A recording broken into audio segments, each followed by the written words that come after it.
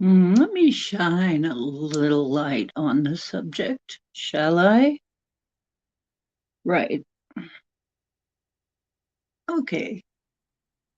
I'm wearing my Christmas gear. I realize now you can't really see. It has a kitty cat, a white one on that side, white one on one side, and a black one on the other, sitting by a tree with some presents. I'll have to take a picture and put it in there. It just isn't going to show up in this case. But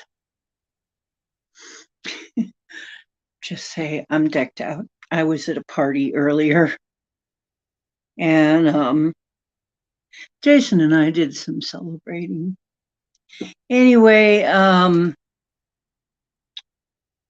I guess I got to vamp a little bit while people realize that the word is going out that the show is on. But this is so funny. I mean, folks, I got to tell you, I've been a shaman a long time, a long time. And of course, I was raised with more or less traditional uh, Christmas stories. Um, some of them, of course, a little, let's put it this way. The stories we've been told about Santa, they have some truth. They're not without merit, okay? But I found a reality that is just so much more, it just fits the story so much better that I'm more inclined to believe that this is how the whole Santa Claus thing really started. Not, hello, Marilena. How you doing, honey? Okay, so we're told quite often. I've been told the story. My mother told me the story of good Saint Nick, that really he was based on this. I think he was a Catholic priest, Germanic. And also I have heard from the Germanic Odin. He has some resemblances to Odin the Wanderer. Um, he has some other Germanic influences in the story that all got kind of rolled in together with Saint Nick, Nicholas, who made toys for poor children because he knew that their parents wouldn't be able to afford to get them anything for Christmas. And that's what I was told always. But that squares with what the church would have you believe. But and actually even kind of satisfies the pagans who are basically celebrating solstice and Yule and not Christmas. Um, but this story is so much better. Oh, hey, Pam Smith. Hey. Hmm. How you doing? You got coffee instead of acorns. I'll take a cup of coffee. Is that coffee? Or is that cookies and milk? I can't really tell. Oh my gosh. I uncovered a story that's so much better. I mean, the St. Nicholas story is not bad. But as far as I'm concerned, I'm not a kid anymore. And it has limited appeal to me now. I'm an adult, uh, being a good little Girl, oh, that's so funny. I wait until I tell you. But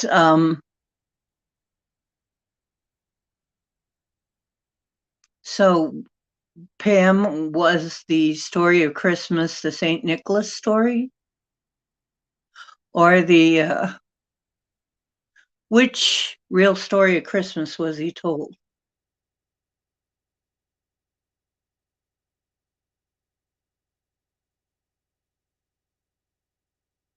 Oh, Happy Birthday, Jesus. Okay.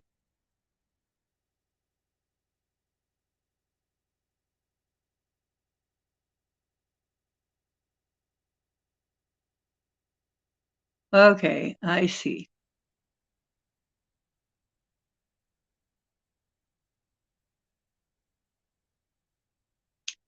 Well, there's a lot to unravel there, Pam. A lot. And I'm not here to try and dissuade anybody from their religious beliefs, but there's a lot to say that he wasn't really born at this time of year, you realize, right? That this wouldn't be really his birthday. There is actually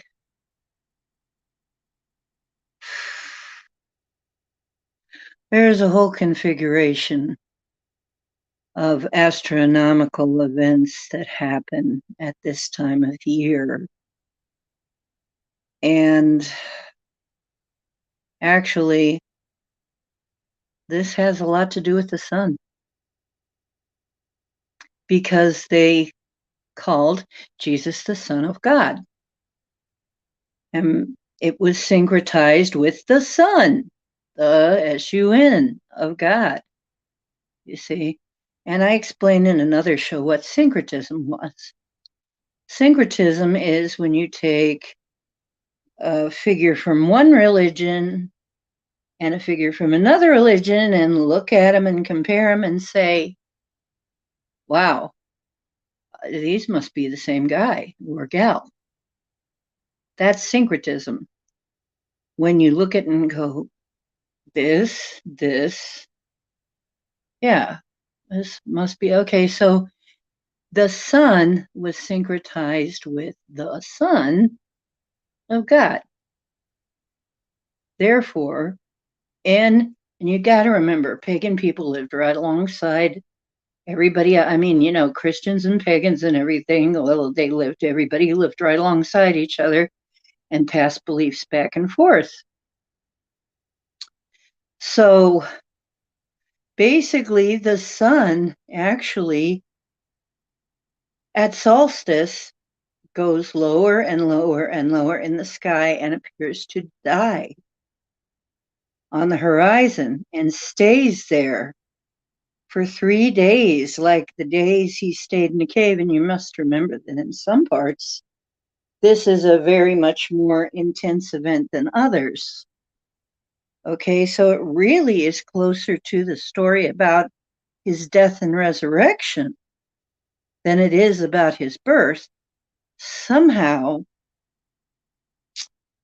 it all got kind of crammed into one place, and they had the resurrection at Easter, but that isn't when the event takes place in the sky, because the sun, and then after it's down for 3 days, it starts to rise again, just like the story about Jesus rising. So somehow, I don't understand. I'm not going to go into how that could have happened, but somehow the story of the death and resurrection got moved to Easter, and then this became the birth story. I don't know. I'm not, I'm not going to go into that.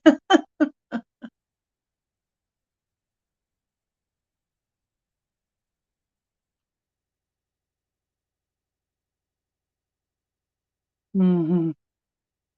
Yeah, that's very cute. That's very cute. Hey, Justin. Happy solstice.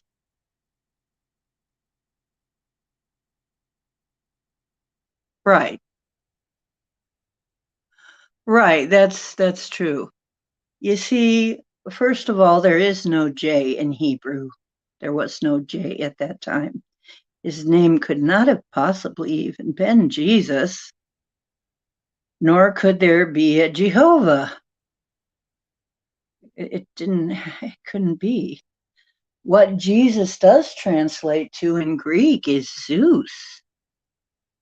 And they would have been referring to the son of Zeus. Why? Because that was their belief system. The son of God would have been the son of Zeus, Apollo, a sun god. You see how these things all intertwine together, all kind of get entangled? You see, it's really weird how these, when people live around each other, all these things kind of get tangled, all these stories get tangled up with each other. But that isn't even still what I'm talking about. That's only part of the story. In fact, the Hebrews do have a story about a rabbi named Yeshua who did many miracles, much like the Jesus that we know of. And then other beliefs call him an ascended master. And I'm not going to make any arguments about that. This is not my point tonight. That's just stuff that yeah, there wouldn't have been a Joseph either. None of those J names existed. I'm not offended. I'm not offended. Not at all. Why would I be offended? That's your, there's nothing to be offended about.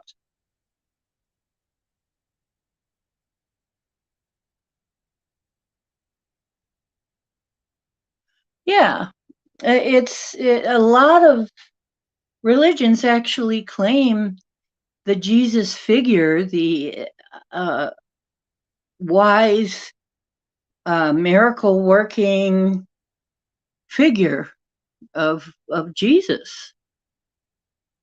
Um, I hope I didn't offend you. I'm trying not to,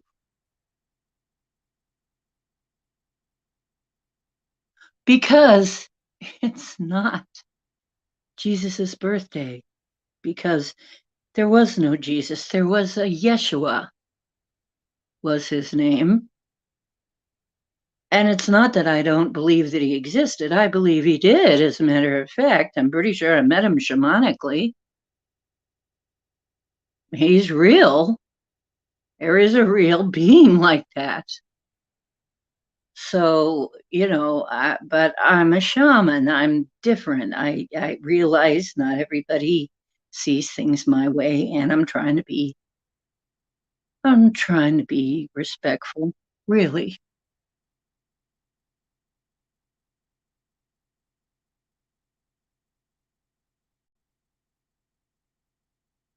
Oh, what? Made you look dumb? No, no. Why would that be dumb? That is part of the story. What you told him was part of the story, but it just wasn't all of the story.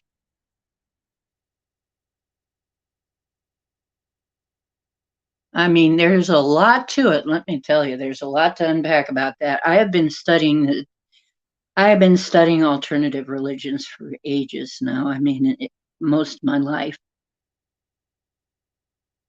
And the more I unravel, the more there is to unravel, like all rabbit holes. Once you go down a rabbit hole, you find a bunch of other rabbit holes down there. Once you pull a thread, a whole bunch of other threads move.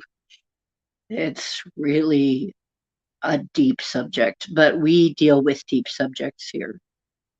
And I try to do it as respectfully as possible. And I don't mean to hurt anybody with this or disrespect you. this is just not being told. I mean, this is not the story we were told. We can only deal with the information we were given. I mean, we weren't given the rest of the story. This is like Alex Harvey. This is the rest of the story. A lot more story to this. Why Santa Claus? I mean, why in the first place Santa Claus? If this is about the birth of Jesus, why Santa Claus? Where did that even come from? How did that even come up? Right? Don't you wonder? I mean, I did. I'm like, well, then how do they get this dude in a red and white outfit with reindeer? How do you get that out of Jesus? Does that even make any sense?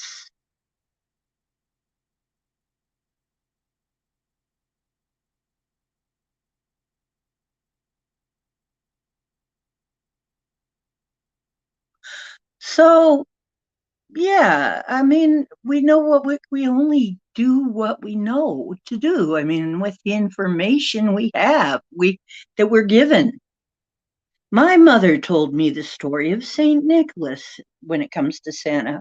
See, we're not talking about the birth of Jesus right now in this particular program. We could do that in some other program. This is solstice night. We're talking about where in the heck did this Santa idea come from? Don't you wonder? I sure did. Right. I know. There's a lot taken out of the New Testament. Uh, there's so much we just have not been told. We've not been let in on. And history is written by the victors. History is written by whoever's dominant. And the Catholic Church pretty much was worldwide dominant for a long time. Okay. So we're going to get their version of this. That's going to be the version you're going to know and hear and be taught. And there is absolutely no shame in feeling like, I mean, look how many things we find that we've been taught that are, that no, there's a lot more to the story. Look how UFOs. Did we get the whole story about that? Did we get the right story about that? Did we get the right story about life after death or ghosts or anything? This is just a part of, we're not told anything, right? We're not told the whole story about anything. And we're not even allowed, for a long time, we weren't even allowed to have the whole story about anything. You could be drummed out of whatever your religion or belief or society was for a very long time. We didn't have the kind of freedom to even talk about this stuff, did we? Is that our fault? No, no. Especially not you, not me. We're trying to find the truth. We are looking for the truth, or why the heck would we go to the kind of chat rooms that we go to? Right?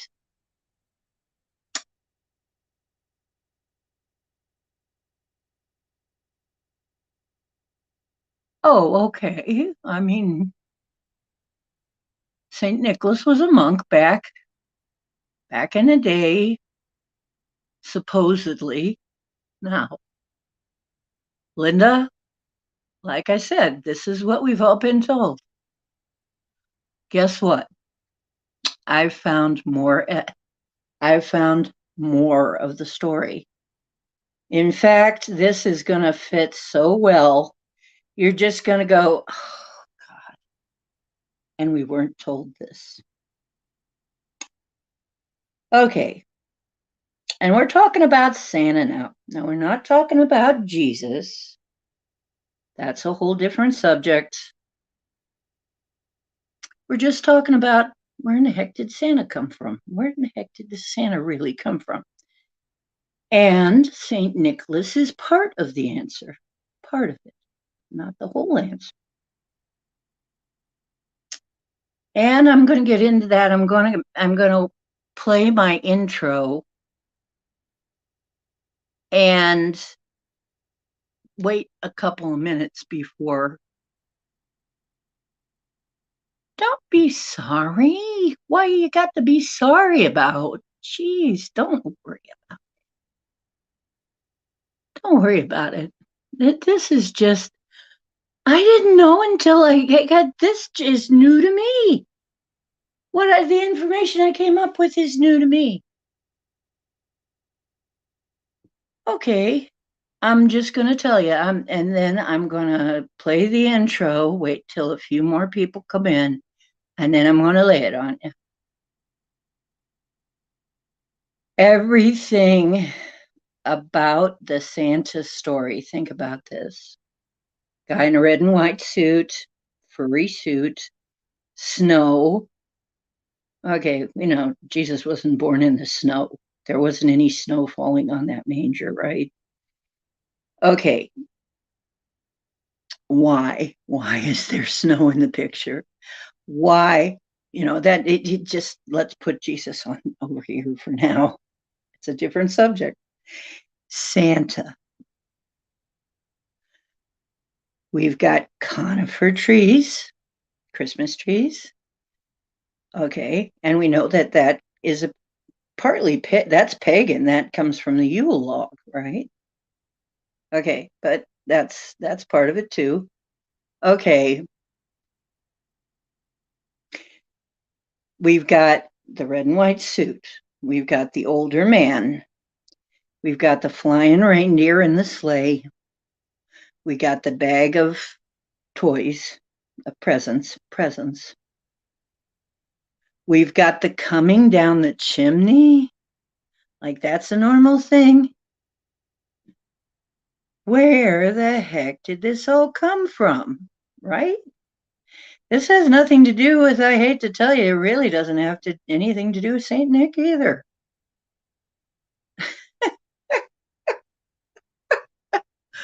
Oh, yeah.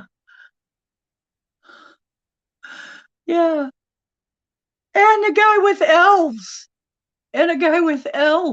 Right? He's magical. Now remember, I've seen movies where they pretty much have him be Superman.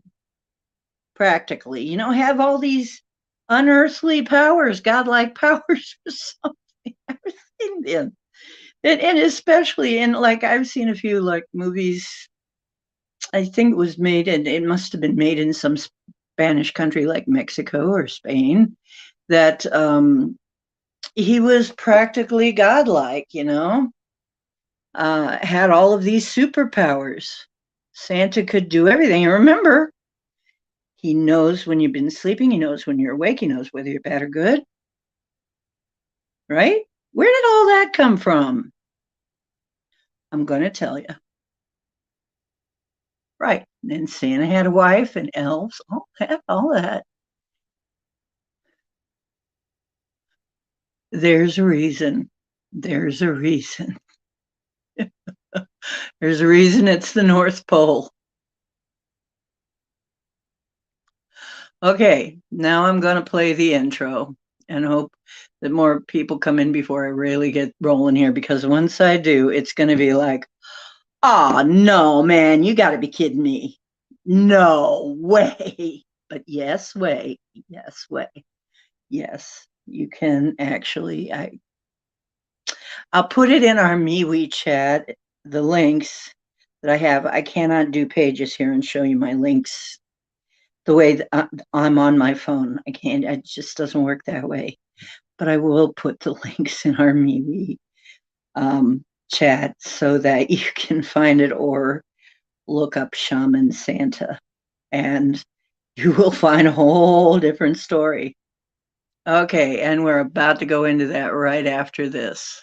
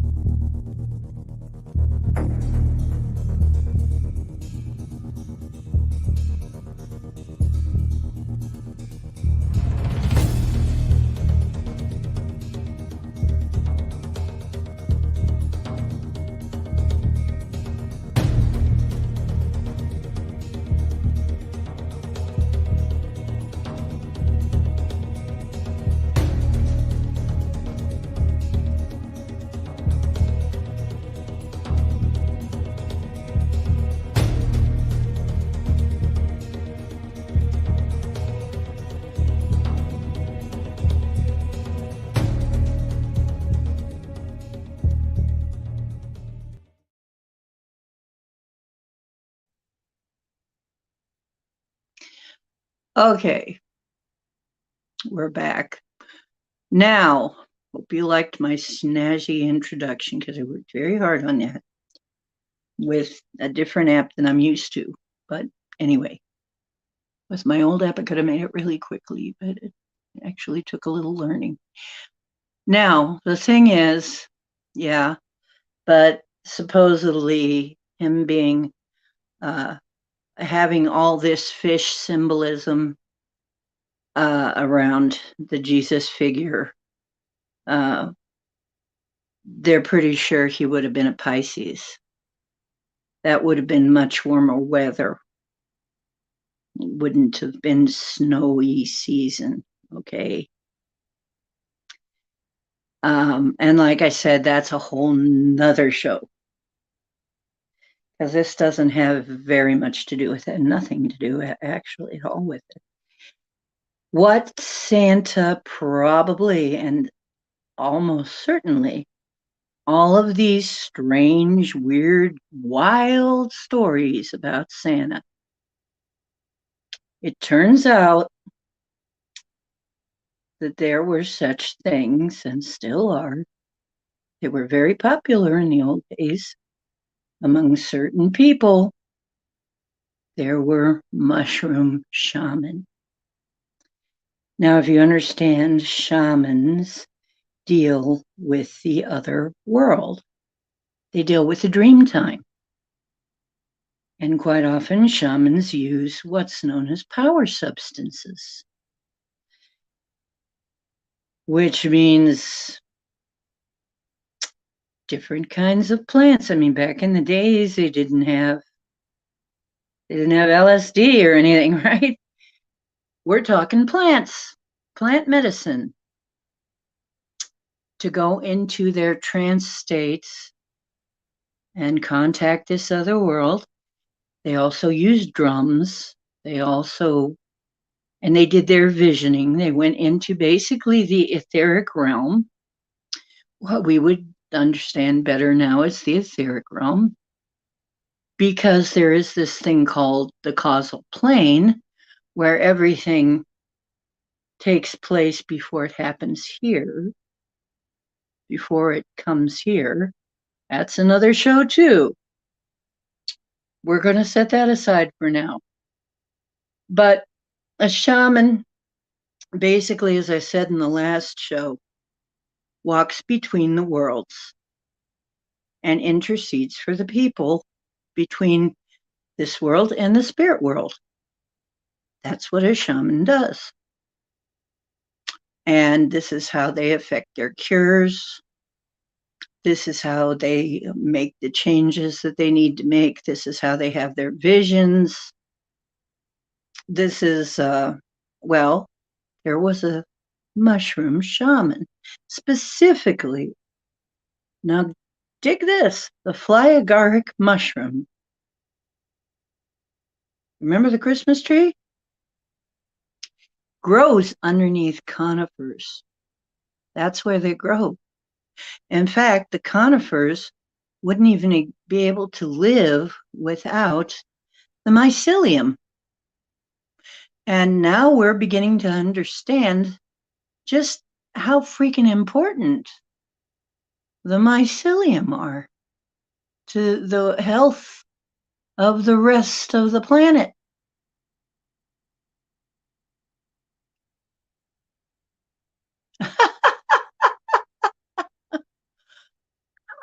Oh yeah, it snowed in June. Oh yeah, absolutely. I'm from Northeast Ohio too. We get crazy ass weather. I absolutely agree. I used to be on the bad side of town. Thank God I moved.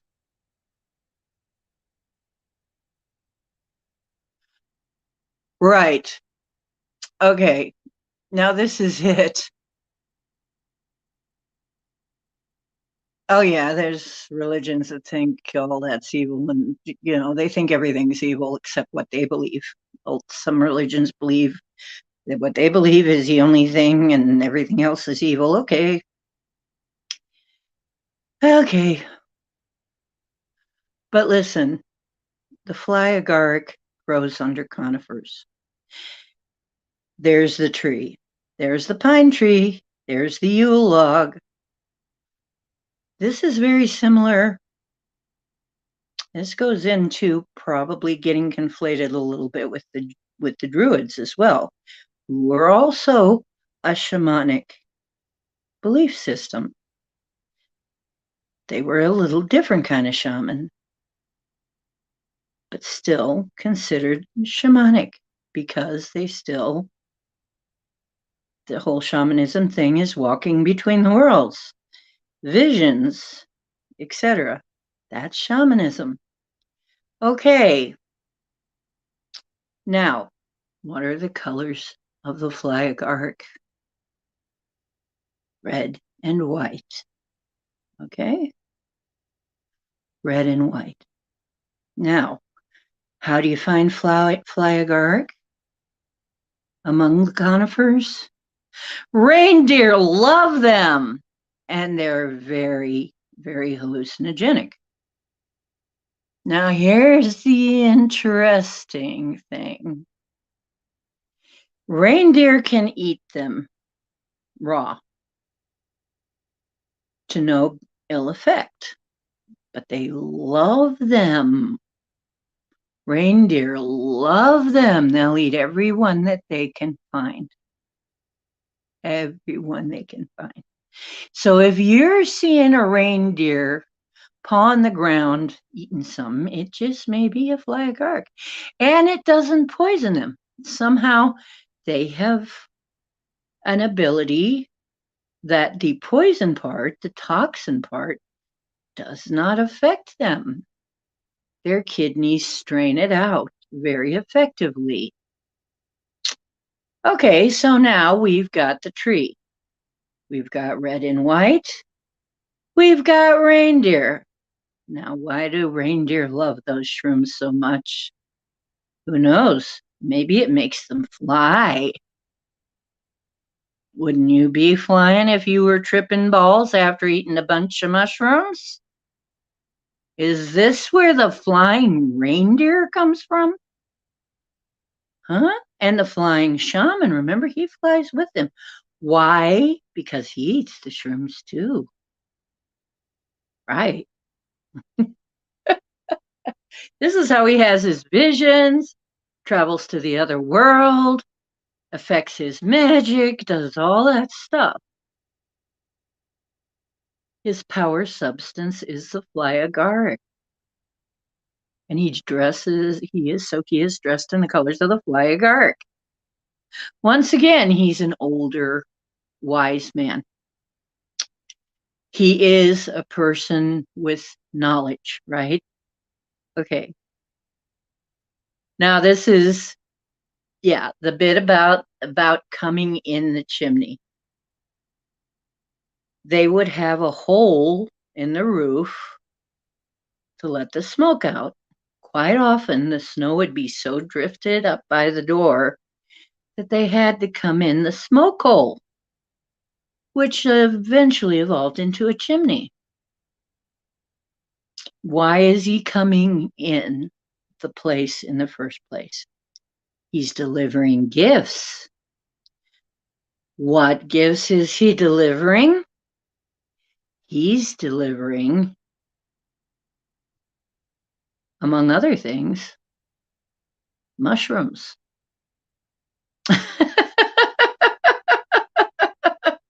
So you can see this world for yourself, right?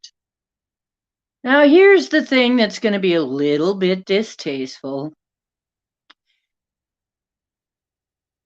People would actually, in order to not be poisoned, because it was really the shaman's job to make sure that the toxin was strained out so he wasn't killing people with it, right? So it'd be strained either through a reindeer or through his kidneys. So people would actually drink the urine because it was without the toxin. Another way to get the toxin out was boiling it. So there were different ways to get the toxin out, or smoking it.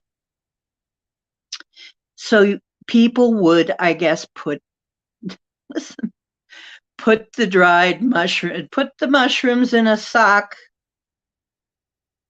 to get the toxin out of it over the fire, over the fire to get you'd be getting the toxin out and drying them for preservation. There's the stockings. There's the stockings. There's the presents. There's the flying reindeer. There's the flying Santa. Does he have magical powers? Yeah, shamans do. Shamans have magical powers.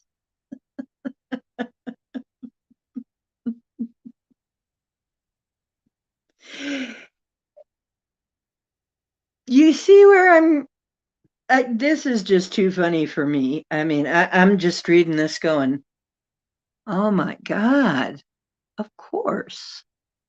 This just fits too well. And that is something that a shaman does, is even the Native Americans did this. The shaman would take you through your ayahuasca trip, or they would take you through your mescaline trip, or they would take you through whatever the trip. And in this case, it was the fly agaric trip, the mushroom trip. That's what shamans did. So people could see for themselves that there was something besides just the physical world. Oh my gosh. So,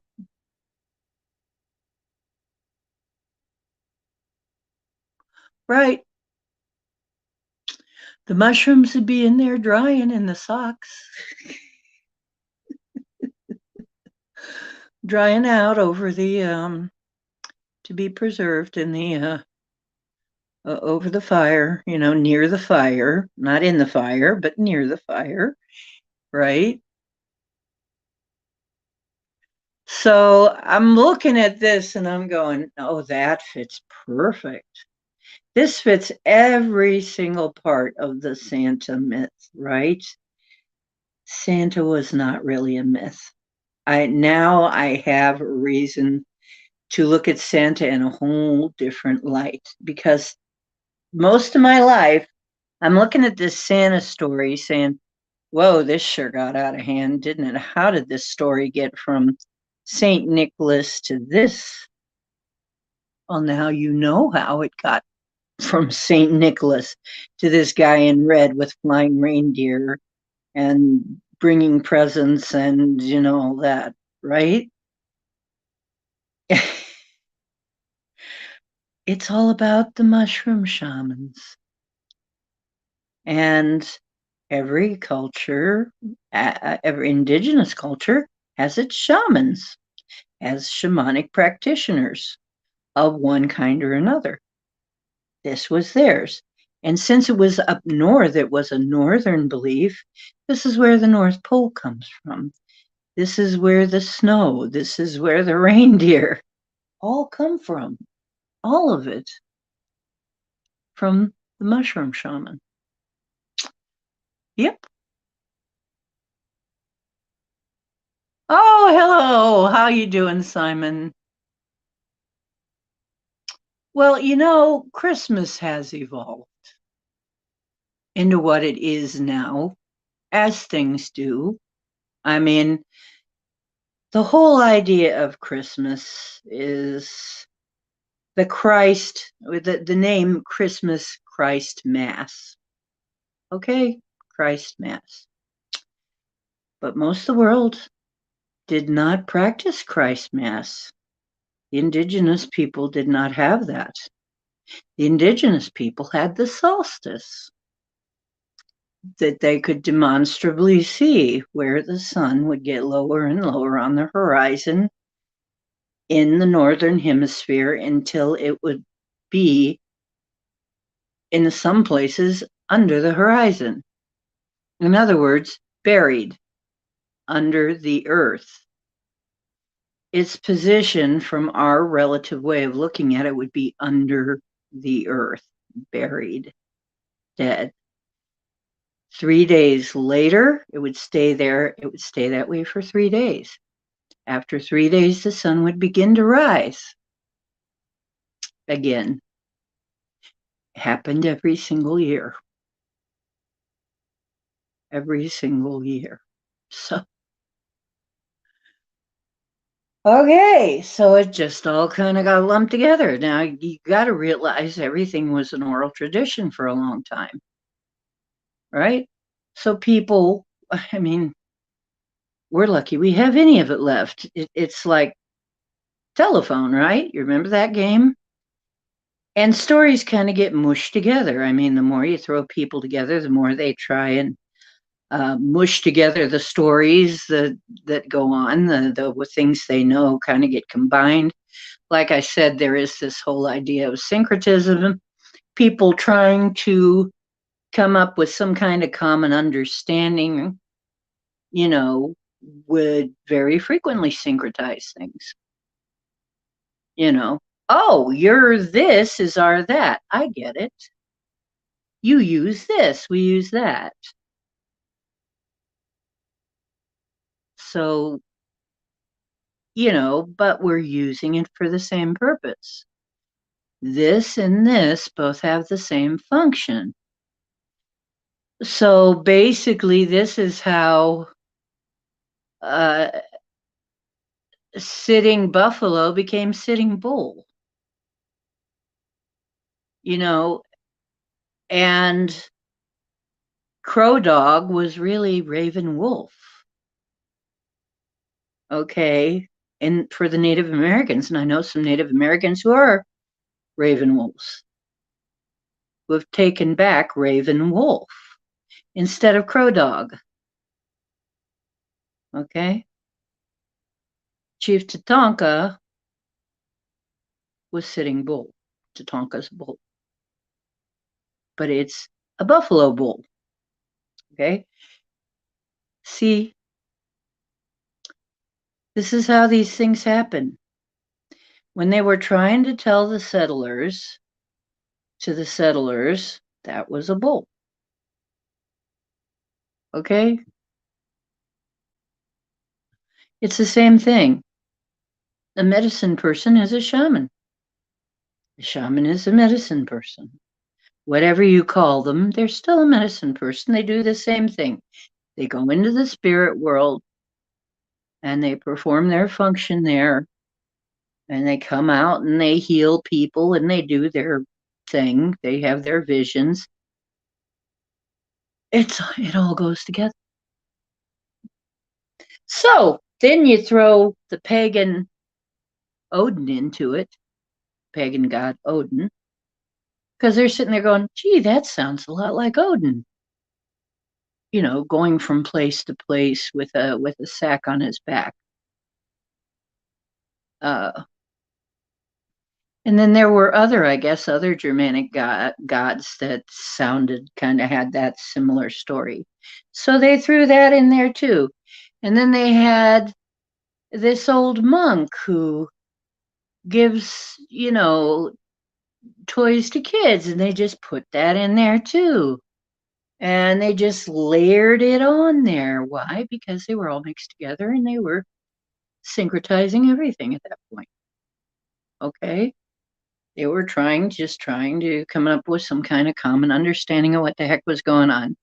So there you go.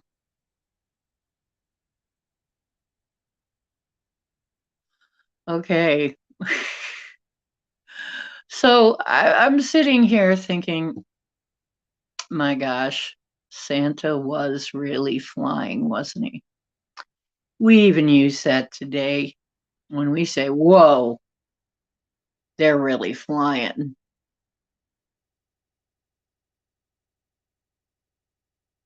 You still say that. And it feels like that. According to practitioners, it feels like you're flying.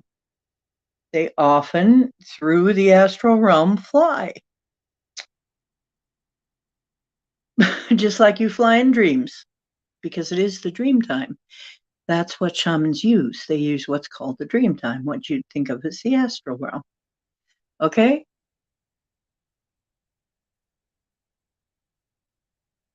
Right. Exactly, Justin. Exactly.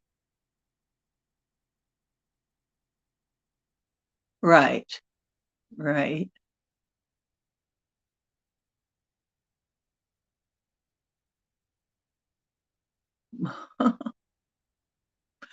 So I'm sitting here going, wow, now I actually have a reason to believe in Santa that I never had as a kid because I'm a shaman too. I'm shamanic too. I go into the other realms, I have my visions. Okay, there you go. And now it's all different because for a long time I'm there like, I'm an adult now. Santa doesn't mean very much to me. After this, after reading this, suddenly Santa has a whole new meaning to me. I have a whole new interest in Santa. Now I'm going to look more into this, of course. I'm not done researching this by a long shot, but I'm bringing this up because I thought it was just the coolest freaking thing to explain all of this Santa stuff that I ever heard. It makes more sense than anything I ever heard. And I was just astounded. I just sat there when I first read it and I'm like, oh my gosh, that's right. I heard of that. I heard that they do that. I heard that. I've heard about it. Wait. Oh my God. Never put it together before. Never put it all together. But somebody put it all together and said, wait a minute. Okay. That's what was going on. Indeed, I think we have uncovered the real story of Santa. And I'm going to look more into it. Oh, yes. Well, in the meantime, we've given Santa all kinds of meanings, haven't we? We've even slogged our own meanings on it. No, I don't mean slop in a bad way. We just all slopped it all together. We just put our own meanings, assign our own meanings onto Santa and Christmas and what it's supposed to be like and what it means to us based on our personal stuff. So we just kind of mush it in with all of these other things, just as people always do. And we have what this is what Christmas time means to me. City sidewalks. It doesn't mean city sidewalks dressed in holiday style to everybody, no. But it does to the person who wrote the song. Okay. Um, the whole thing. Right. Giving good memories to your nephews. Okay. And why not? Father Christmas. Oh, yeah. And then there's Father Christmas, which was based on Saint Nick, I believe. Okay. And remember, though, that quite often father and mother was not just a term used to mean your blood father or mother, it was often used as a term of respect. Okay. So father anybody was a older man. Mother anybody was an older woman. It was a respectful term.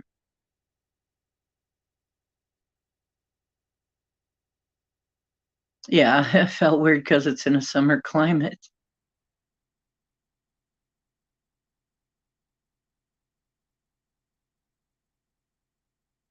Yes, it's so, a term of respect. So Father Christmas was just being respectful of this older man, or possibly this older shaman. Because how do shaman get so wise? Let me tell you, I'm 65 now. I can tell you a lot of experience, a lot of experiences. That's how we get wise. We have a lot of experience. And then again, there is also the craft of the wise, which of course is magic. But so basically, throw it all together. Now you've got a clearer picture of why Santa Claus figure. And yes, some people even say, well, Santa didn't exist until Coca-Cola made him up. No, Coca-Cola also. No, it's not true. Not true. Coca-Cola did not come up with Santa. Not at all. That's complete fib. So, although they certainly did use him, they certainly did use that figure to advertise and made a lot of money off it, made a pile of money off it, right? They just branded Santa, so to speak.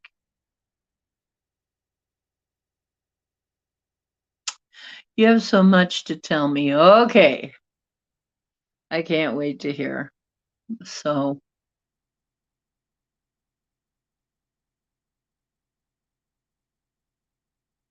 yeah, I know jokes keep me going too, Justin. It's really funny because all of this bickering about the meaning of Christmas and is it religious? Is it something else? Why can't it be all that? Why can't it be all these things? I mean, for me, let people have it their way. Okay. For you, it's all about spoiling the kids silly once a year. Okay. Or spoiling your family silly once a year. Or an excuse to give gifts. And remember, giving gifts, that is also a Hanukkah thing, right? I mean, only instead of one night, you have a gift every night during Hanukkah. You give a gift.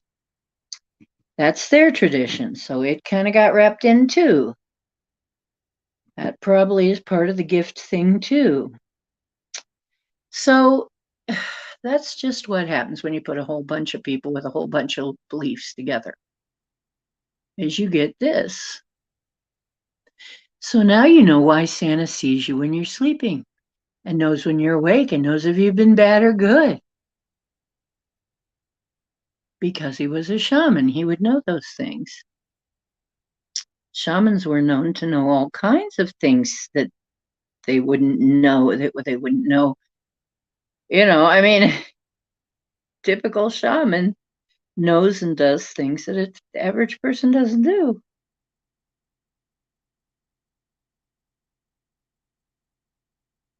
Oh, yeah, I know. I always said that. Maybe I won't have children. Maybe I'll just take everybody else's children and spoil them and give them back and just watch. That sounds like fun.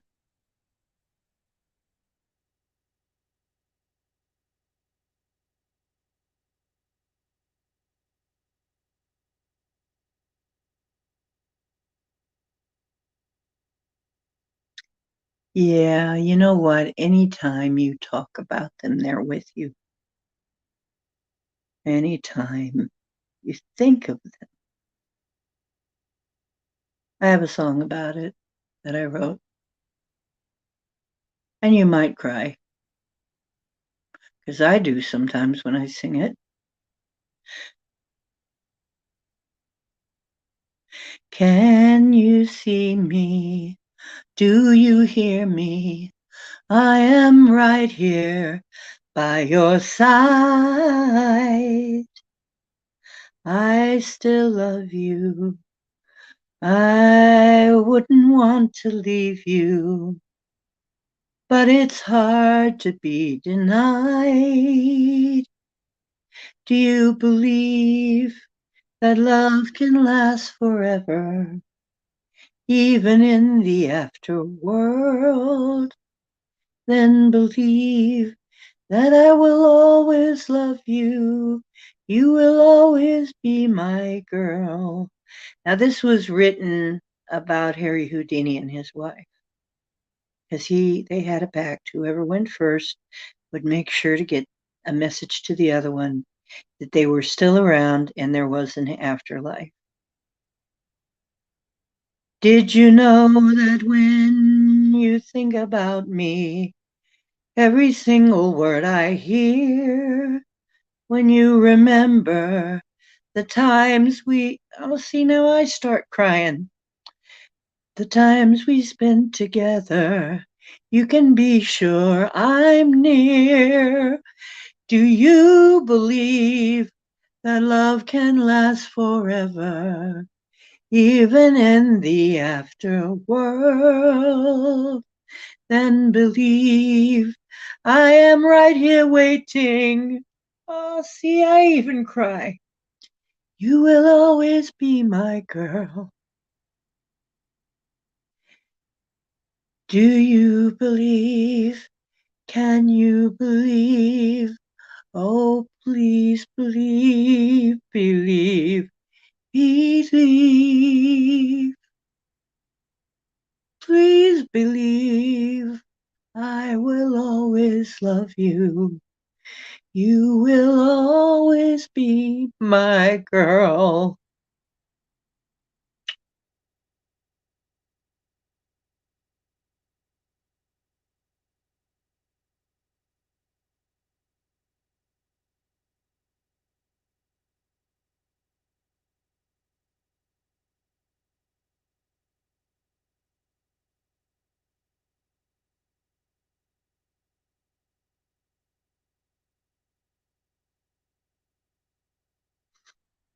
Yeah, well, when your own songs you write make you cry, it looks kind of silly, but it always makes me cry when I sing that. That song was given to me. That song was absolutely given to me. And was given to me when I read about Harry Houdini and his wife. His message to her came through a psychic. Years went by. She was waiting for the message. Finally, a psychic came to her and gave her the message she had been waiting for. And do you know what the message was from him? Believe. That was the message. Believe.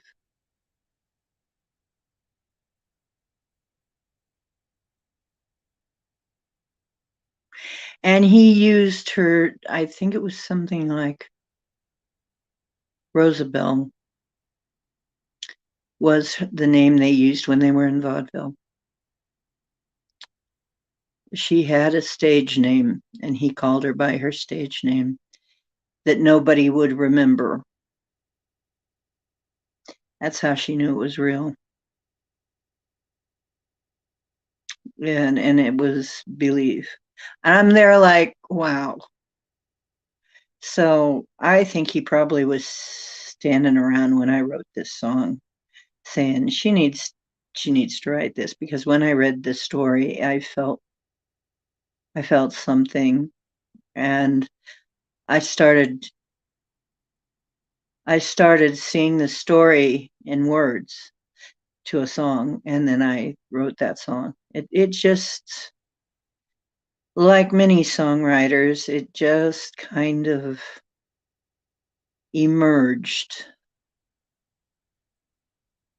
from my subconscious somehow.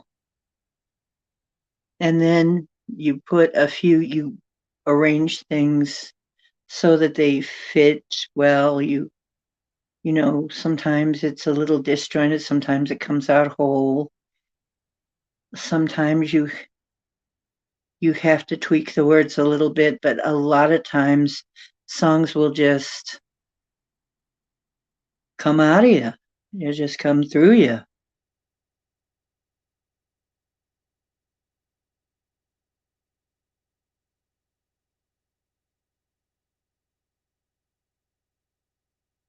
Flip. Flip? Oh, my singer.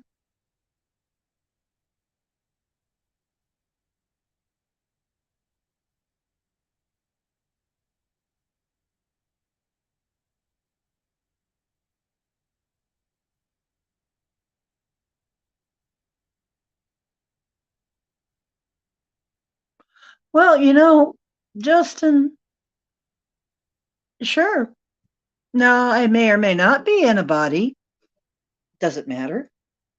And you may or may not be in a body at the time. Oh, David. Of course.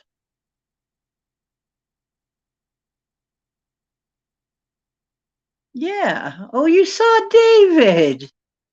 Yeah, he's been around again. He's been coming around. Yep. He's been coming around, visiting. Somehow, the people on the ships don't have any problem with dead folks. They see them. Wrap your head around that a minute.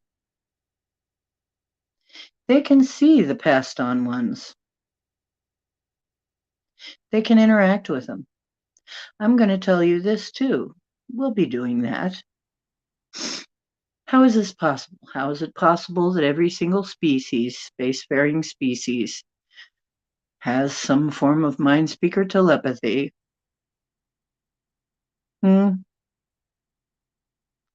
Of course, they're seeing their beloved dead ones. I mean, they're able to access the other realms.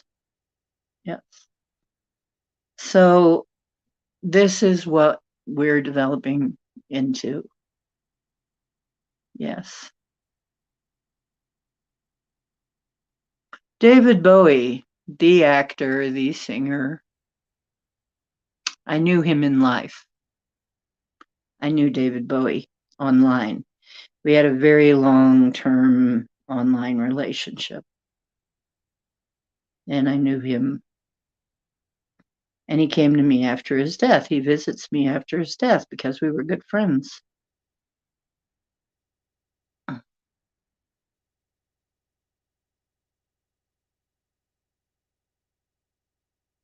Yes, he was married to a man in life, and he was happily married, I guess, to a man and had a child with her, Alexandra. And whereas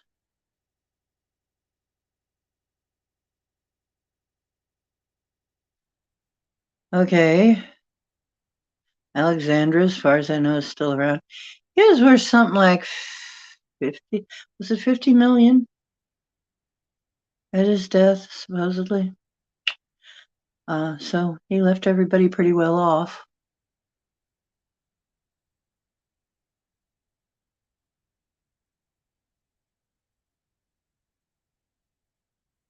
Very interesting. Yes, he was actually English, singer-songwriter. That's right, you're an African goddess too, Marilena.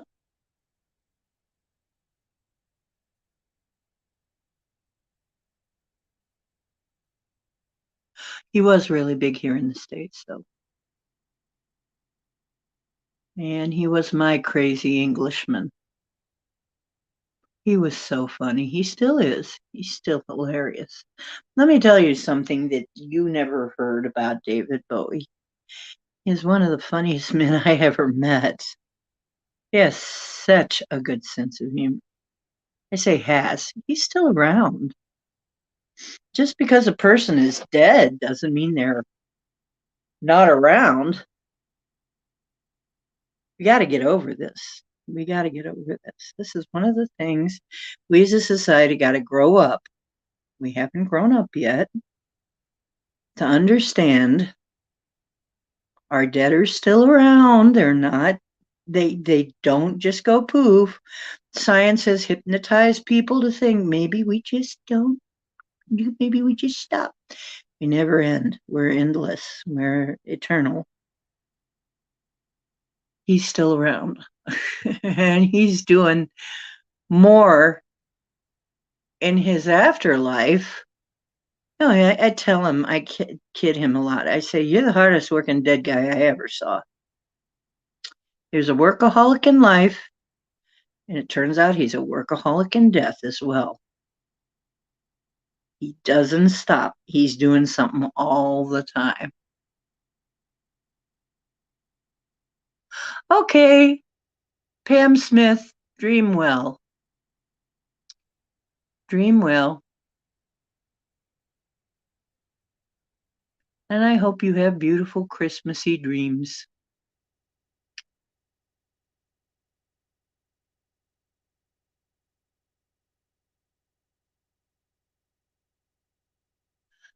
I'm not sure, Justin. Tell you the truth. I'm not sure he really was from Earth. I think maybe his body was. Okay, let me tell you. His body was his spirit. Neither is mine, though. Mine isn't from here. Probably neither is yours. As a matter of fact, probably none of us are really from here originally.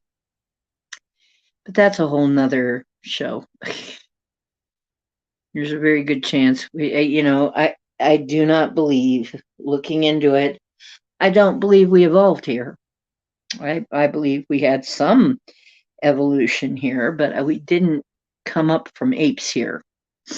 That isn't how this happened. I don't believe that anymore. I think because humans have been around way too long. Before we ever got here, there were humans. There have been humans. They're saying now 300 billion years. We have records of there being humans 300 billion years. And I know that they're spread out everywhere. Humans are everywhere. I've seen that shamanically. It's one of my very first shamanic trips, basically, was, oh my God, there are humans everywhere, all over the universe. So, you feel like singing a song right now? Well, I think that's the reason why he kept playing Starman, is because he really was. He knew it. There's a part of him that always knew, and me too. There's always a part of me that felt like this wasn't my home world. And I think a lot of us feel that, and I think we're actually right about that. Did we really start out here? Probably not. Do we become a part of this world when we're born here? In a way, yeah. We kind of add that to our repertoire, I guess.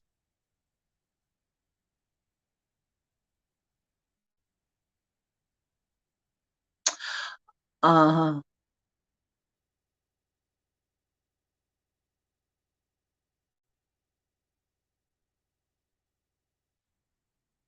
yeah. Well, and I know something about, would you like to know why his eyes appeared to be different colors? I can tell you. I know this story. When he was young, he and a friend of his had a disagreement over a woman. His friend punched him in the face, punched him in the eye, and it froze his pupil. And it made one eye look darker than the other. So that was due to a fight. If you look really closely, you'll find that one pupil is a little bit more open than the other one.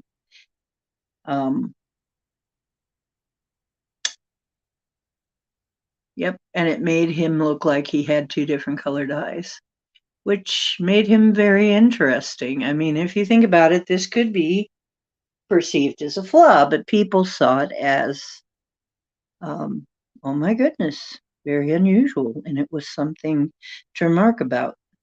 It actually probably gave him some momentum. So,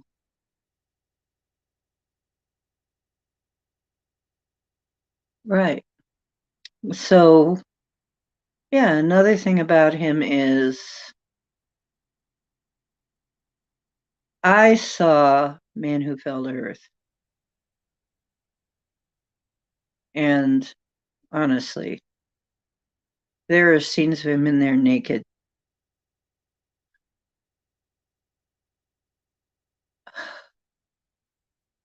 And back in that day, he really was that freaking pale. And he really was that freaking thin. That kind of gave him that alien look, too.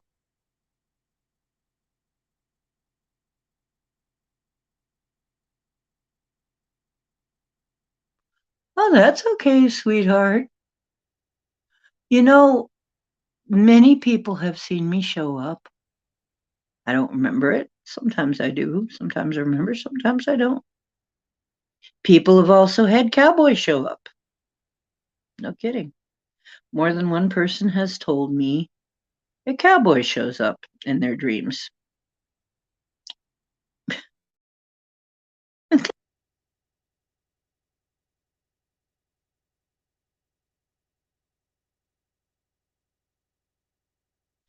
Well, you resonate. Yeah, Marilyn is right. You resonate with us. You feel safe. I'm honored. Okay. Hope we can always make you feel safe with us. We're all experiencers here. And, well, I forgot to do my blurb that I usually do. Here I am, D Ocean.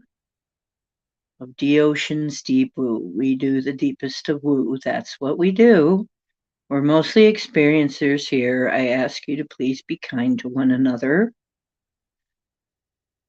Your experiences may not exactly match, may be similar, they may not exactly match. This doesn't mean that it didn't happen. This doesn't mean one of you's right and the other one's wrong. It's all in how you experienced your experience. And that's going to be different for different people. Sometimes things are very similar but not congruent. This doesn't mean that either of you or any of you are wrong about what you saw or felt or experienced. This only means that you experienced it a little bit differently than the next person. You know, it's like in some of these disclaimers they make with some of these programs, your experience may vary. All our experiences vary a little bit. There is no one size fits all, anything ever. We see things through our own filters.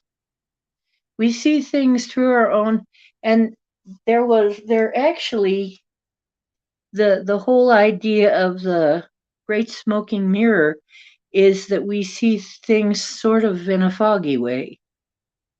There's they put it like there's almost like a fog between us that we don't realize, we don't see it clearly. I would say more like a filter. It's more like, you know, you go in, take a selfie, you put all those filters on. It makes things look a little different. It's like that. We all have our own set of filters. They can shift and alter. I'm trying to get rid of a lot of my filters that I use, that I have and have been given to me. But we all see things and experience things through. And if one of the filters is fear, that's going to make things happen a whole different way than if there's no fear, if we don't have that fear filter. But there's a lot of things like that. Everything that happens that we see and perceive and experience We're perceiving it through our own set of filters. Now, me, when I look at something, I look at it entirely different than a lot of people because I believe we all make our choices and we're not all living in the same world. I don't think we are. I think there are many timelines and maybe an infinite number of timelines. And we are constantly choosing which of those we want to be in. Which of those are we? And that's the way it looks to me. It always looked like this thing branching off, branching and branching and branching. So every time we make any decision, any major decision, we're off on another tangent. Now, we might be off on a tangent that's right next to somebody else, so it looks a lot alike, right? But it may not be quite the same, and they won't see it quite the same way. They will perceive it a whole different way.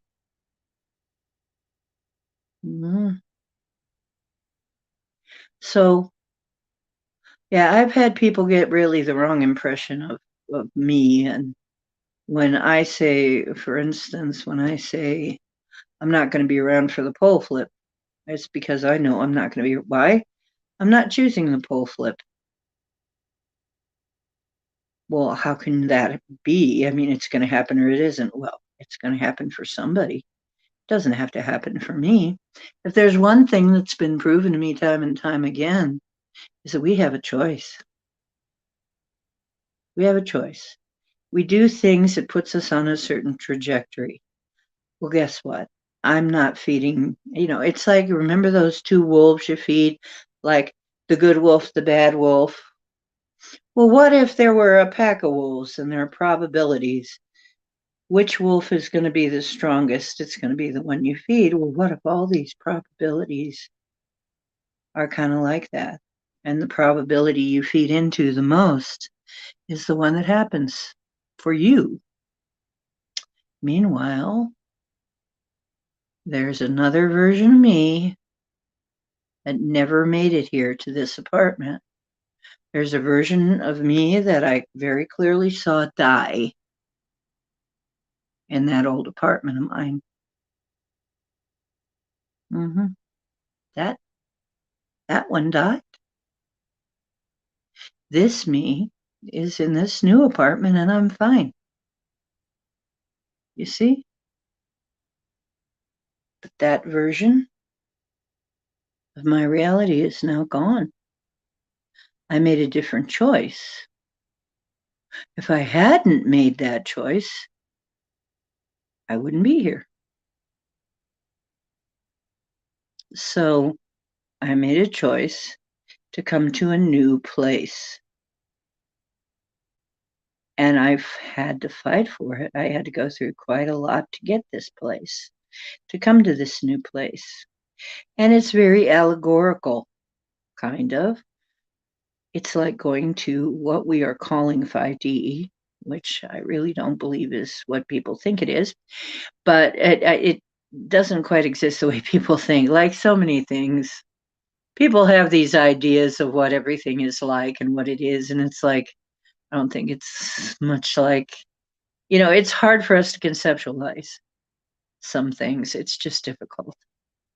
We're used to what we're used to, and you have to do a considerable mind expansion and thinking outside the box to grasp some things. It's like there's so much out of the box thinking you have to do to grasp what's going on right now, what's actually going on, and I don't think we even know the half of it, right? So, when you think of how this plays out in all areas of life, and we know that there are other dimensions, what we're calling dimensions, timelines, whatever you want to call it, where Earth's already gone. Earth got blown away by something, by a whole laundry list of things that could happen. When I was a kid, I was told nuclear war. Nope, you're not going to be around. You're probably not going to be around by the time you're my age now because of nukes. So they're going to have a war, boom, it's going to be over. And we kept getting scared that way. And then we had, I enumerated a laundry list of possibilities, probabilities. It's like we're being given a list, like one of those open-ended games where you get to choose, do you want ending A, ending B, ending C? And it's stuff like, well, let's see, you can have the poles flipping over, or you can have nuclear war, or you can have, let me see, what all did I come up with? You can have the solar flash, you can have the solar flare, being burnt by a solar flare, being blown away. You can have being invaded by alien species and blown away. You can have, there's just so many. You can have zombie apocalypse into the world. You can have anything. I mean, all of the things that we've been told. You could have comet collision. You could have whatever it is. All of these things are probabilities. But you know what? I keep getting told that I'm going to die. I'm going to die. I'm going to die. I'm going to die. You know what? I'm still here. I'm still here all these years later. Imagine that. So, what happened? I think I chose to live. If nothing else, seeing myself get carried feet first out on a stretcher from my old apartment, that really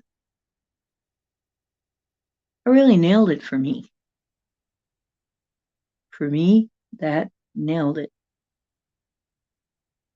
In that reality, I died. I'm dead there. I'm passed on. I'm very much alive in this reality, in this version, in this timeline, whatever you want to call it. I don't care what you call it. Dimension, timeline, whatever. Oh, yeah. Collision. You can have a collision. You got so many things. Maybe a Vogon destructor fleet comes like in Hitchhiker's Guide to the Galaxy and has to make way for an interstellar bypass and blows Earth away. That's what happened in Hitchhiker's Guide. Who knows? There's all these things we've told. Every deadly disease sweeps across and kills everyone. That didn't happen either. That didn't kill everybody either, did it? It happens in a way, but it doesn't happen and kill everybody. So, and it probably only happens because people have been programmed to create that because we're creators. So, oh yeah, every decade we're all going to die. We're all going to die. All from a different thing, always from something different. Notice, always from something different. Oh, global warming, we're all going to drown, right? Mm-hmm. Yeah. Mm-hmm.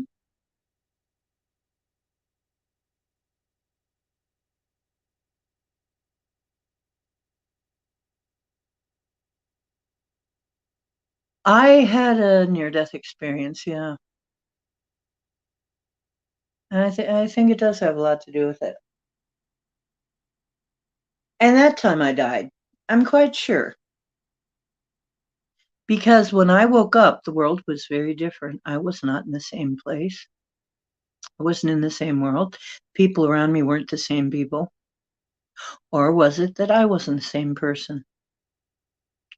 But I'm pretty sure that in some universe, I died impaled on a steering wheel. There was another time that I died from getting bit by one of the most deadly spiders in Ohio, the brown recluse. I probably died that time too, somewhere. Yeah, it would have had to be because they're deadly. But I lived. See, this is the thing.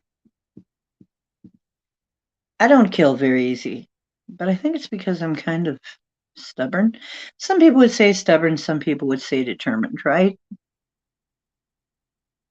Seems like, yeah, I can get sick, but killing me?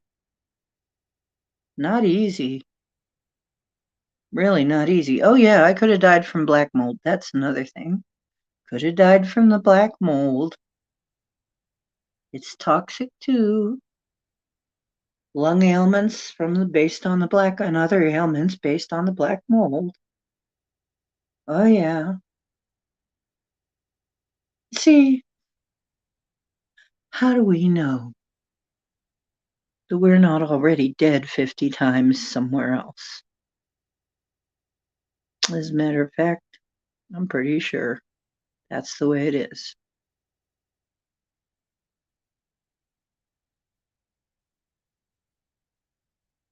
Right, as long as we don't have to listen to the poetry, bogans are okay. Just stay away and don't show up in my coffee house.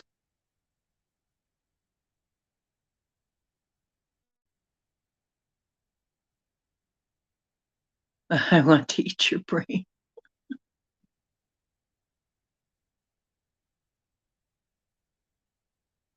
Wow. So much metal in her body that she can't float. Wow. Wow, your mom has so much metal in her body that she can't float.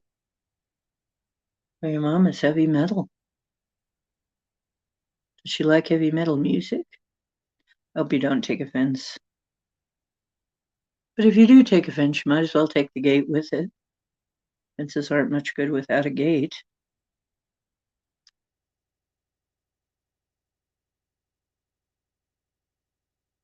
I prefer to stay out of the ocean. Well, thanks, Marilyn. I'd prefer you stay out of me too, even though I have no sharks.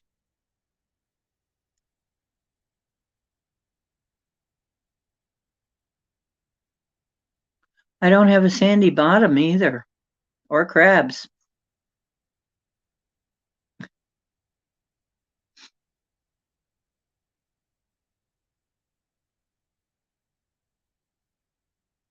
Oh boy, I know. Yep, I'm the only ocean on the North Coast.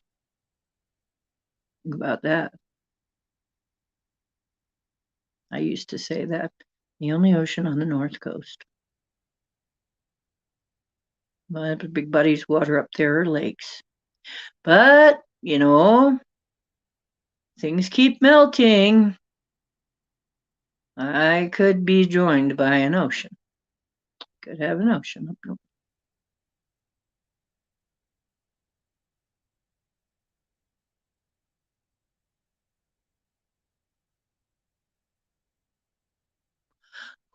Thank you. I'd like to think I'm not shellfish.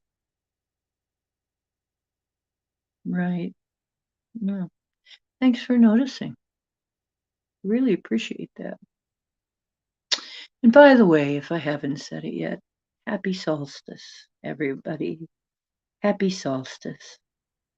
This is the shortest day, the longest night. Oh, by the way, I think I'm reading that the days, because of our wobble, our Earth wobble, and our grand procession, that our short days getting even shorter.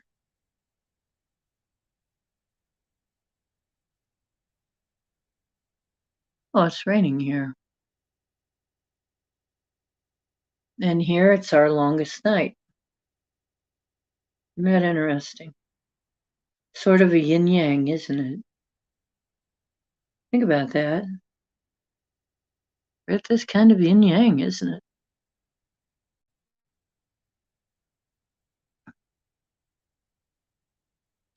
I love you too. Project Skyfalls. Shroom, shroom, shroom. That's right, Project Skyfalls. You're going to have to play it back to hear my whole explanation. But yep, the original Santa was a Shroom Shaman. Most likely because the shrooms grow under conifer trees, like our Christmas trees. The reindeer eat those shrooms, so they're flying reindeer. Santa was a shroom shaman. That's how he knew when you were sleeping and knew when you were awake. And he wears the colors of the flag, agaric, white and red. Yep. And he carried sacks of shrooms with him to give to people. Very different gifts than we give today. Well, maybe not for some of you, but even makes you wonder about some things.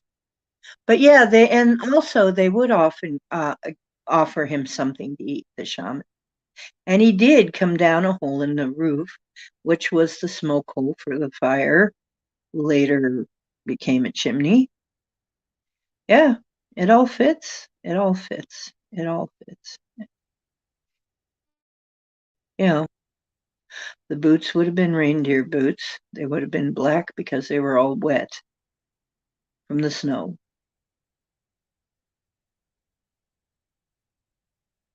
Probably.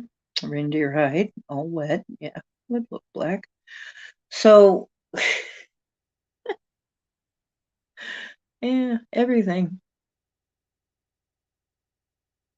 And smoking a pipe, remember? Yeah, he has a pipe. Yeah, I just happened to think of that. Oh my gosh.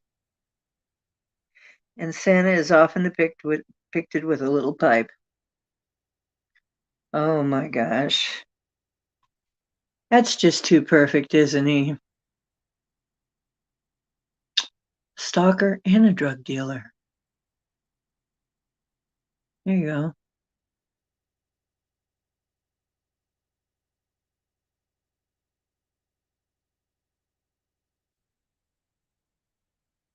That's all right. There's some people trying to say Saint Nick was actually a pedo, but we don't want to say too much about that. I mean, knowing what has happened in the past with, you know, certain things that we've had, events in our past. There are people who, and then I've even heard somebody say, "What's Santa but a fat old pedo, fat old drunken pedo?" And I'm like, "What? What? Oh, oh, oh, well, okay, well, I see where you might get that. Really dim view, but I kind of see that where you might take that thought. Okay. Yeah, what did he have in that pipe? Yeah. But right. So there you go. I'm like, if it's too perfectly, I'm gonna stamp a yes on it for my mind. In my mind, it's a done deal. All of the magical Santa Claus legendary stuff is Shroom Shamanism. All based on Shroom Shamanism. That's it. I'm pretty much decided. I could be wrong. Often have. Probably will be again. However, maybe I'll be wrong again sometime. I don't know. I've been wrong in the past.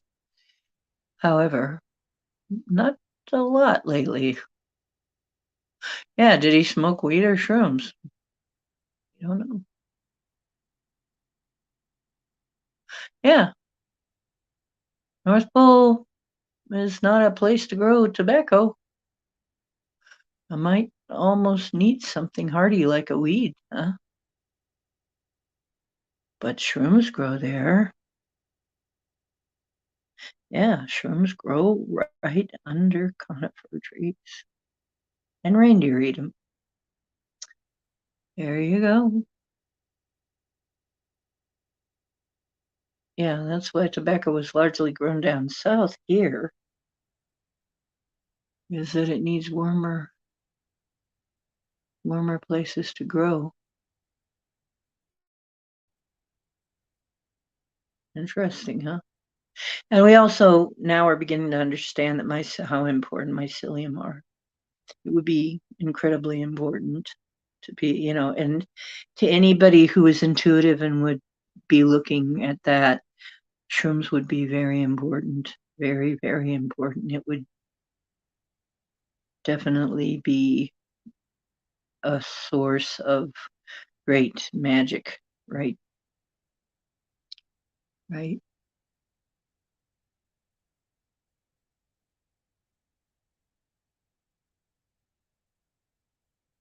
Well, we've been having fairly mild winter, and then Friday it's supposed to drop like a rock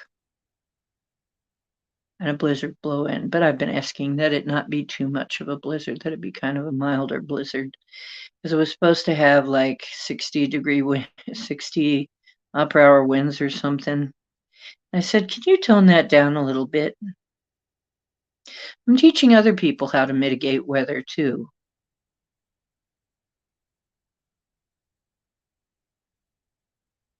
or encouraging them to try to do so. Mostly I just ask, fix it so people don't get hurt, okay? Not much property damage, no property, it'd be nice if there's no property damage and nobody getting hurt, okay?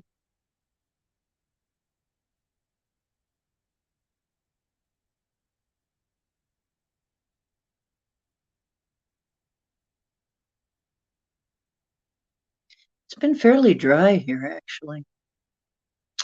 Now, tomorrow night,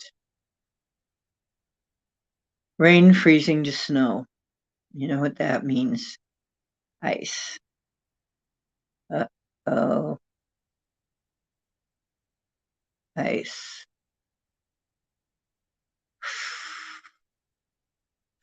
To me, ice is kind of a dirty word.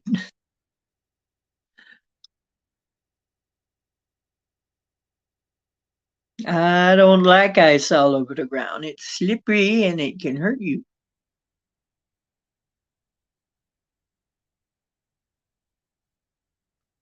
And mud can too, actually. Funny thing is, I've probably been hurt more often by mud than ice.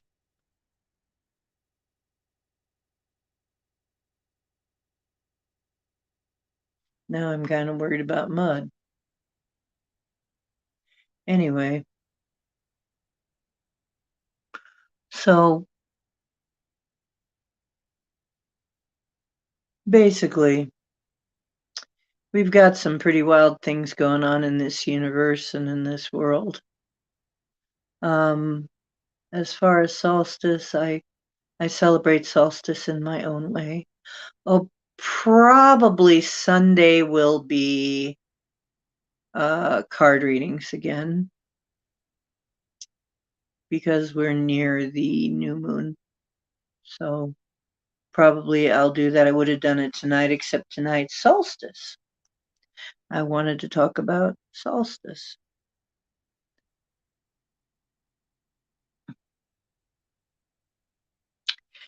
So, yeah, and if you realize you can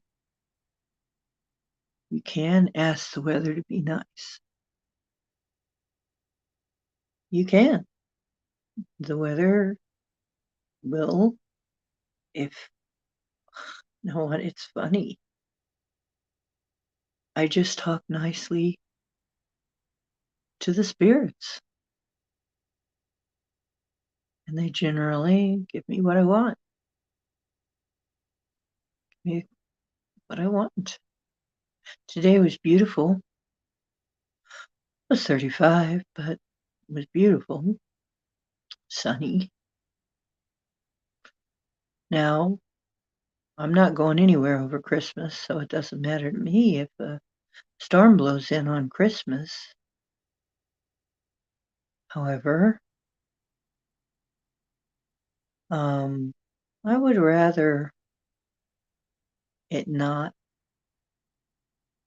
I would rather if a storm blows in now, it'd be a good excuse to just kind of cocoon and cuddle Cowboy here. Oh, I got to show you Sleeping Beauty here. Say hello. There he is, His Royal Highness, my furry overlord. My furry little overlord here, the king.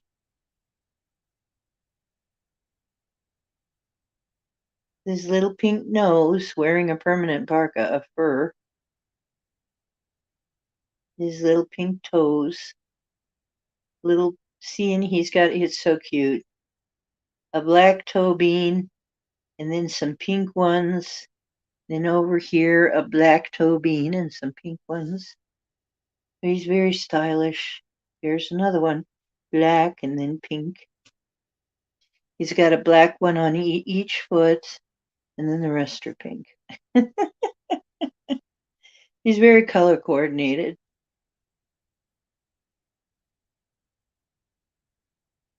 Very stylish, Mr. Cowboy. He's purring, of course. I'm a lucky woman. I keep saying that. I'm a very fortunate woman. I have a wonderful little kitty cat. I have a nice apartment. And stuff is taken care of. You know what? Really, I don't have a place that's quote unquote my own. But honestly, I'm not doing bad. I don't have to fix things around here myself. That would be hard for me right now in the state that I'm in the condition I'm in. That would be kind of difficult. If I had to fix everything that broke around a place now, it gets a little bit harder with time. I'm glad that the management has to deal with that. I'm glad that I don't have to worry too much about trash. The trash chute is like right down the hall. I don't even have to take it outside. I'm happy about that. I'm happy that I can walk out my door and it's warm. There's a nice warm hallway there. With my other place, you open the door and you're getting hit, in the winter with this cold blast of wind, But if I want to take a little walk in the winter, I can just take a little walk down the hall. I'm blessed that the place is beautiful. It is really a beautiful place. Very well appointed, beautiful place. And I'm also blessed that they keep it good smell. You know what? It even smells good out there in the hallway. They scent it. It smells good. People have actually walked in here and like, wow, this place smells great. It's a nice place. It's the nicest place I've ever lived. I never had a house better than this. So this is kind of getting me ready for maybe something even better, but right now this is pretty good. Hey, Olin, how you doing?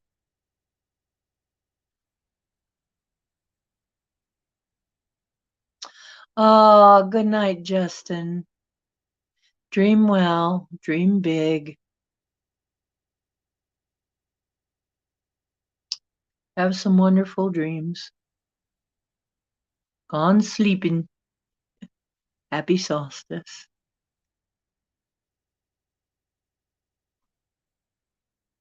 I had a really interesting dream. I've complained I don't always have good dreams. And I said, come on, guys, I need some nice dreams. some fun dreams, some dreams where I'm actually that don't suck, that aren't just me walking around someplace doing something boring or actually maybe something a little creepy. Even some of them are a little creepy. So instead, I had a dream that there was a group of us and we were all going to get the royal treatment.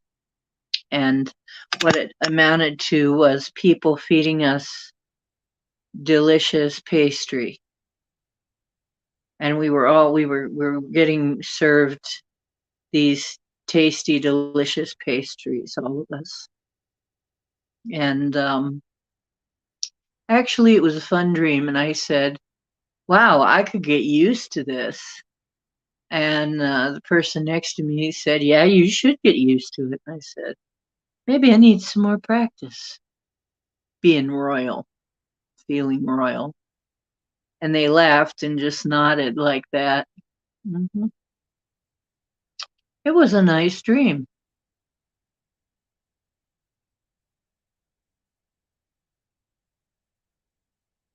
Excellent, Olin. Excellent. Now she's going to improve. Okay. She's going to steadily improve now. Don't do anything with the reindeer I wouldn't do. Well, Justin, from what I hear, that pretty much leaves it wide open, doesn't it? I'm kidding. I don't think you have to worry too much. I haven't seen a reindeer in a while around here. You wish you knew your past lives? Well, we could work on that. Um, Although a lot of times the reason we don't is because it would interfere with the one we're having.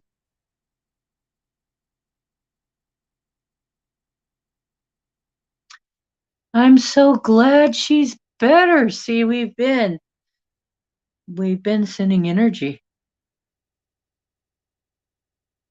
That's wonderful to hear. She should get steadily better now. You know what? I didn't feel good. I didn't think I had COVID, but there was about a week when I just couldn't eat. I just didn't feel like eating. Didn't have pneumonia or anything that I could name. Just didn't feel like eating. And all I could get down was a little bit of watermelon. That's all that I could keep down. Otherwise, I'd get kind of sick. But afterwards, I felt better than I ever had. I think I was clearing something.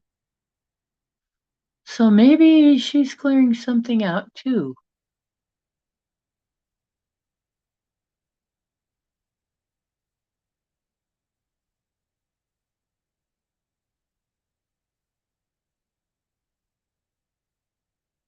Right, Olin. Well, we'll ask for some help for you too.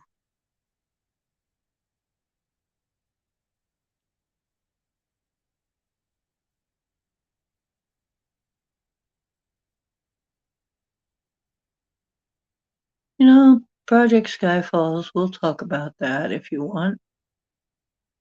I know a thing or two about how to find your past. Actually, I could go into some of it right now. That's in a very practical way.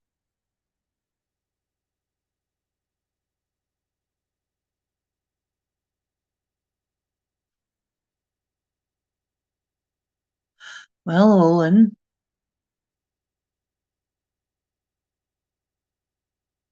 I hope it stays that way. Positive vibes, that is. Okay, so Project Skyfalls. Here's some practical ways to figure out what you have been in past lives. Is there a particular kind of food you love? Is there a particular kind of drink you love?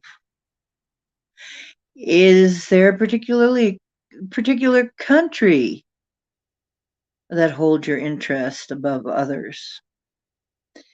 Is there You see, you look at what you have now. Now, I know that I must have spent lives in Tibet. I spend lives in Asia because I love Asian food. I mean, I love just about every kind of Asian food, whether it be like sushi kind or Mandarin kind or whatever. I would eat Szechuan, but I can't have peppers. But, I love Asian food and I really thrive on rice, not wheat, not potatoes so much, not wheat, but rice. Rice seems to be very good for me. It seems to actually help me. Um, there are other things too. Uh, I really have been attracted to the art. I find the culture very interesting. I like dragons. Um, it's such an interesting culture to me. I know how to eat with chopsticks. It didn't take me very much time to figure out how to eat with chopsticks at all. Um, so you think about what you've got now, what your tendencies are like. Well, and what you don't like. Here's another one. I can't stand Civil War stuff. I can't stand recreations. I can't stand movies about it. I don't want to see pictures from then. I don't like the Civil War. This tells me that I was alive during the Civil War and it was horrible. I was having a very bad life during the Civil War because I don't want anything to do with it in this life. See? So, are these giving you specifics? No. They're giving you generalities, but maybe a jumping off point. What's your favorite bird?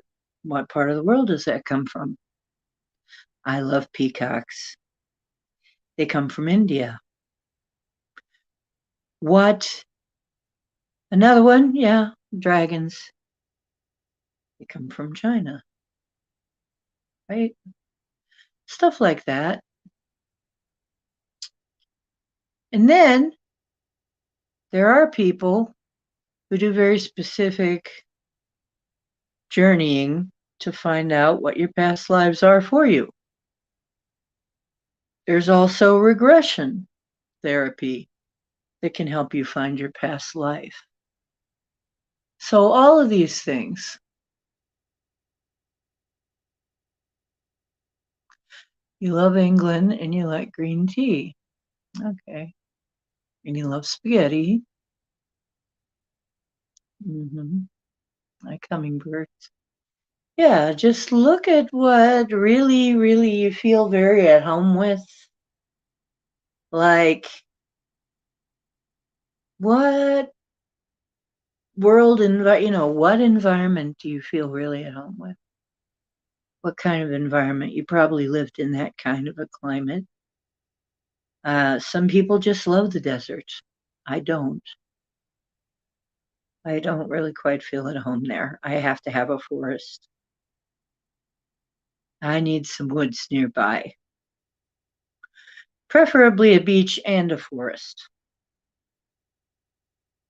That's where I feel best.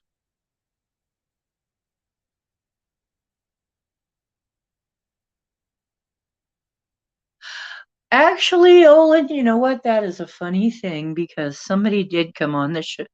Somebody was here in chat and said, I, I've often wondered if I was a Sasquatch in another life.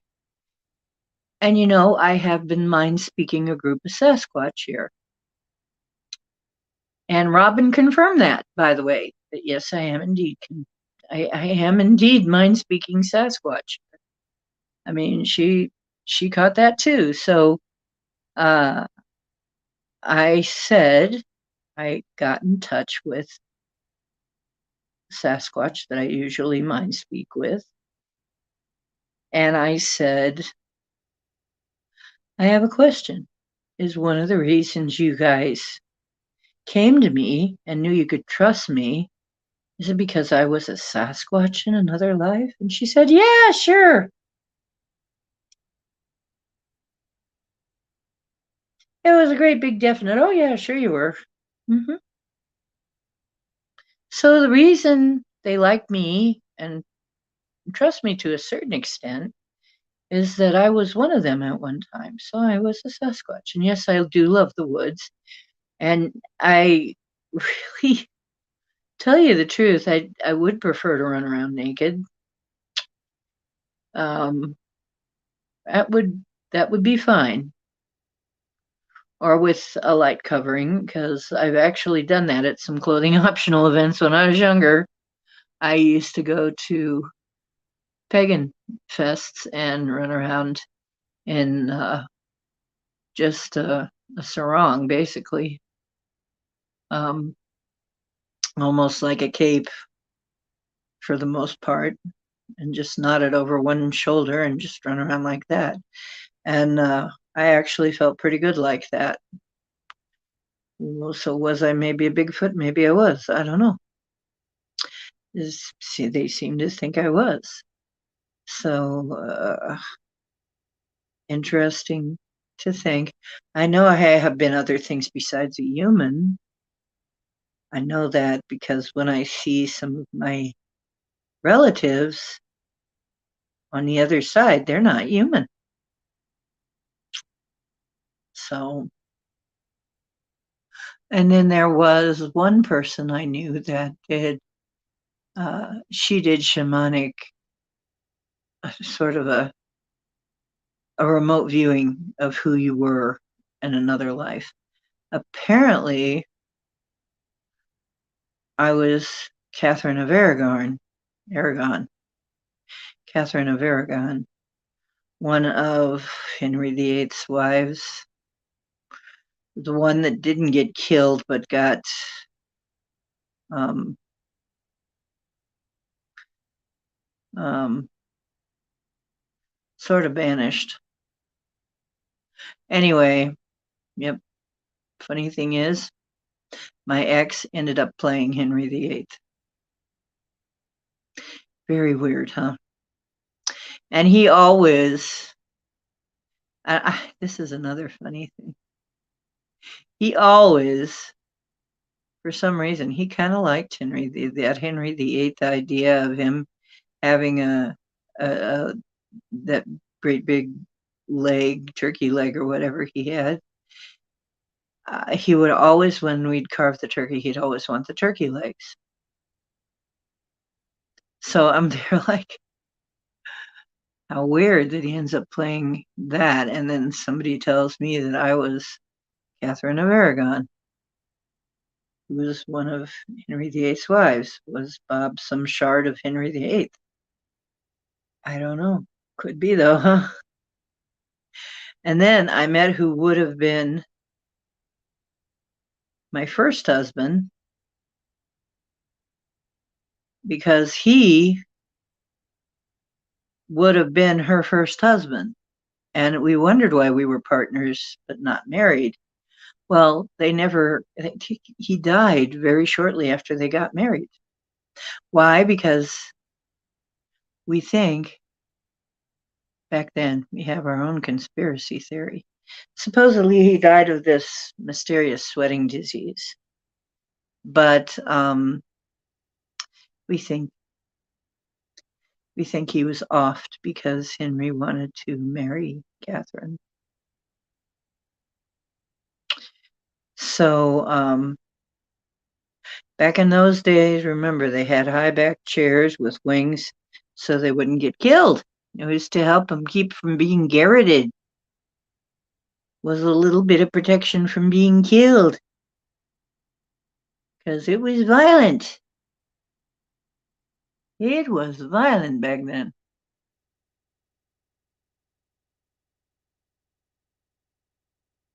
Okay, Olin, may you get some restful sleep and arise stronger than before. You too, Olin.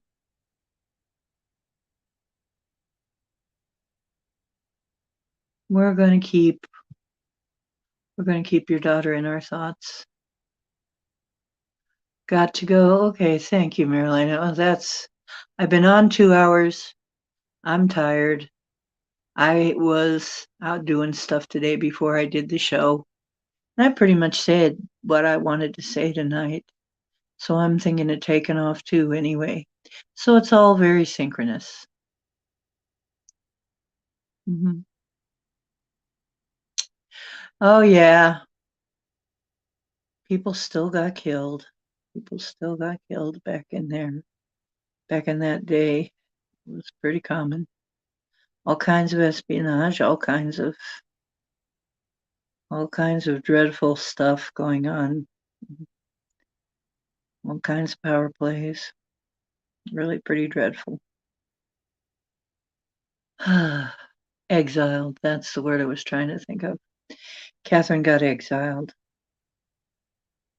To this day, and she would have been exiled to a cold, drafty old castle in a colder region. And guess what? I can't stand the cold. I don't like it. I don't like ice and snow. Yeah, it wasn't a happy life. Catherine of Aragon did not have a happy life. And she had a daughter, but they wouldn't let her keep her. I didn't have a child in this life.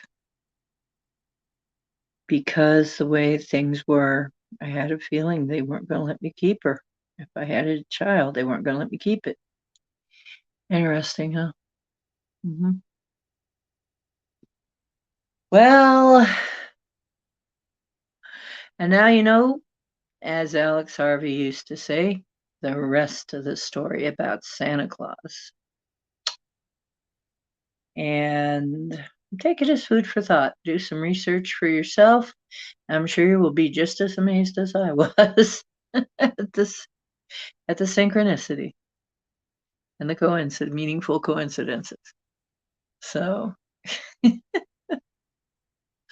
it's been 2 hours. That's long enough for tonight. I'm done. I'm gonna go check out some other chats and say hi to people, and then I'm gonna rest myself. Okay. And so good night, folks, and good night. Ken did his walkthrough too. So we got to hear from Aussie Ken. We hear from him from time to time. Anyway, remember, truth is where you find it. I hope you're finding some on my show, and if so, please tell other people that you are, and like and share, subscribe, and do all that. Leave a comment. It all helps the algorithms. And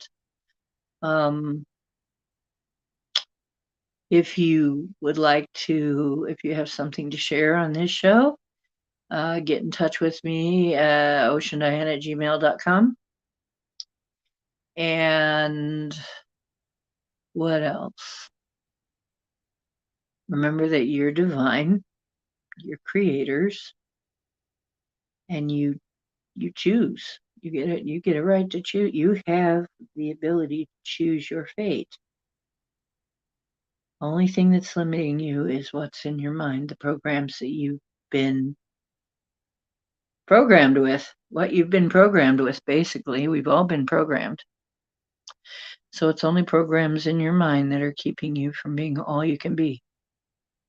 Now, me, I work on adjusting that all the time. I work on getting rid of the old programs all the time. Sometimes I replace them with new ones, but frankly, the more I get rid of the old programming, things just come online. New things just come online. So I urge you, if you have a mind to develop yourself, I do give out free ways to alter your programming. I do help you with that. And if you're still confused, like I said, there's my Gmail. Okay, I do help people with that kind of thing. That's what shamans do, you know. That's a shamanic thing. We help people with their spiritual stuff. And tell people you love them. Like I always tell you guys, I love you. Because a lot of people are leaving. A lot of people aren't staying. They're moving on one way or another. There are going to be a lot less people here pretty soon. From various reasons. Okay. Love you, and I'll see you next time. The next time will be, remember, Sunday, Monday, Wednesday from 10 to whenever. That's our typical hours. Sunday, Monday, and Wednesday at 10, right around 10. Sometimes I'm a little late, sometimes I'm a little early. Okay, love you. Bye bye. Happy solstice, y'all.